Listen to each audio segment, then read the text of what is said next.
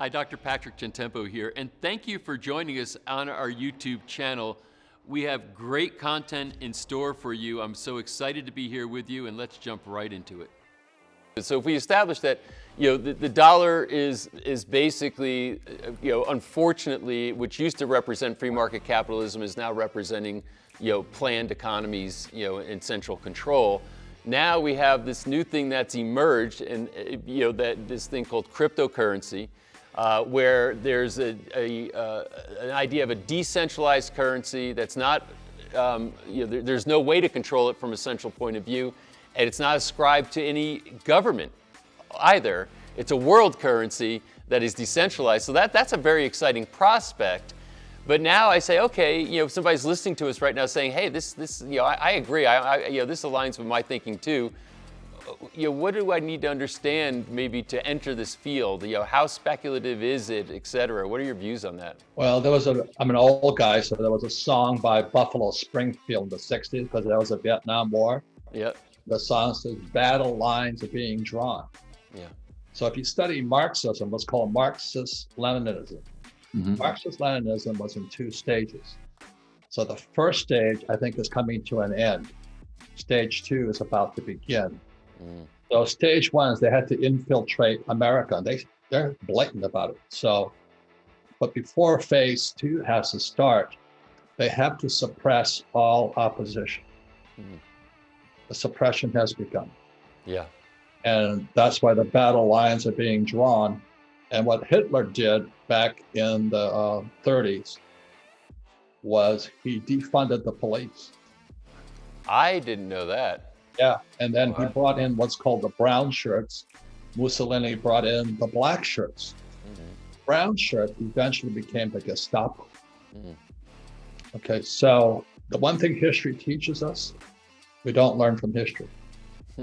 So history is repeating right now. So that's where the battle lines are being drawn as stage two of Marxism-Leninism implements before they can go to stage two, which is the full takeover of the economy, the production, the banks, and the monetary system. And that's going to be probably FedCoin, the federal crypto. And then they'll have total control of our lives. Wow. Well, in China, I guess they've already issued their digital currency, right? So that's a communist government, but they've that's trying to mix some capitalism in with it, I guess. But they've already issued a coin. So you see a coin, the Fed issuing a coin here, huh? Well, it's in the plan, but it's in the Communist Manifesto, not the Capitalist Manifesto. Wow. Hey, look, everything I'm saying is on the web. Just go check it out. Yeah, I understood. So now if I become an investor in Bitcoin, do you invest in anything other than Bitcoin, or are you just investing in Bitcoin? Well, please understand something is that, let me show you this here, because this is my shtick here. I use pictures, okay? Yep. This is book number 2 of Rich Dad Poor Dad. That's a cash flow quadrant. I was doing this for another talk, but E stands for employee. So you go to school, you become an employee, or you become a doctor or a lawyer, specialist. Right. Okay? These guys pay, this is worldwide, they pay 40% in tax. They pay 60% in tax. So what happens is when you quit your job, you become an entrepreneur, you pay higher taxes. That's Marxism. Right. That's why Marx said the way is to grind the bourgeoisie between inflation and taxes. So that's what they do. So what Rich Dad does is my Rich Dad taught me to be on this side here. B stands for big business or brand. Rich Dad is a brand, a global brand. What is a brand worth? Priceless. Right. I stands for insider. I only invest from the inside. These guys invest in public markets, stocks, bonds, mutual funds. They have 401ks, IRAs, RRSPs, and that's fine for them. On this side here, I invest as an insider.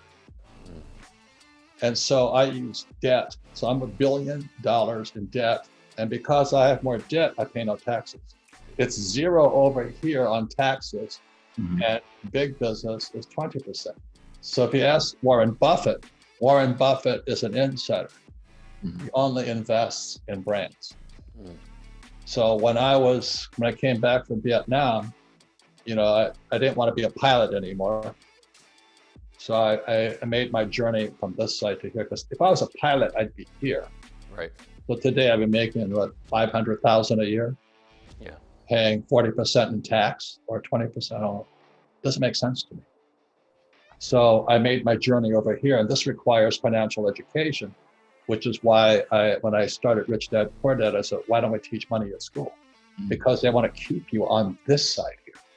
Yep. Not on this side. This is the capitalist side. This is the proletariat side. Yeah, and they need people on the left side of that. When I say they, I'm talking about people, communist approach to government. They have to have people on the left side who are getting up every day, working like crazy, and paying in all those taxes. They need that to function. Well, what you said hit it is because when 1913 the Fed was created, also in 1913 the 16th Amendment was passed, same year. Coincidence? Yeah, it's just a coincidence. Yeah. Okay, so in 1913, the Fed, which is I think our third run at a central bank, the only way it could work was 1913 was the 16th Amendment, which was taxes. So the way it works is that the Fed prints money and it collects the money back via taxes. So these guys here pay the taxes. These guys do not. So Rich Dad is on this side here. My Poor Dad was on this side. So everything we teach at Rich Dad is on this side here.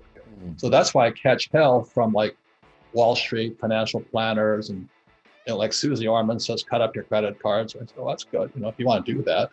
And Dave Ramsey says, live debt free. I said, well, good, but I don't do that. Well, you have to. I said, no, I don't have to. But I was educated on this side here. So Rich Dad Company always teaches this side. And I guess it's probably worth distinguishing. I mean, consumer debt is a bad thing. You're not raising a bunch of debt to consume, but when you're looking at investments in real estate, et cetera, that's where you raise debt to be able to make those investments. Yeah, I feel for these guys here. They get taxed exactly as Marx said. Inflation and taxes kill them. Yeah. I don't teach you that in school. It's just history. And then what you're talking about labor unions. So what Marx said was, anyway, he was pro-labor, and he wanted unions. But when they created labor unions, it drove the jobs into China. Yeah. So today, the only people who are unionized are government employees, like the teachers union, the NEA, the biggest union in America. And they're not about education, they're about money and power. But what happened when, I know what Marx said, workers of the world unite, throw off your shackles, and unionize basically. And so when I've never joined a union. My poor dad was the head of the teachers union. And he wanted me to join the union, and I said, no, I refused. And the reason I refused to is because I went to school at military school. He went to Snowflake U, Stanford. Stanford, University of Chicago, North, smart guys, but they're communists. But they don't know it because they didn't read the Communist Manifesto. Right. So thanks so much for being here and watching that video. And can I ask you to please subscribe to our channel so you can find out when we're posting new content. You'll be alerted right away when we do. To share this with people you think might benefit from the information, and certainly it helps us if you like the video. So if you like what you just saw, go ahead and hit that like button. And again, thank you so much for being here with me right now.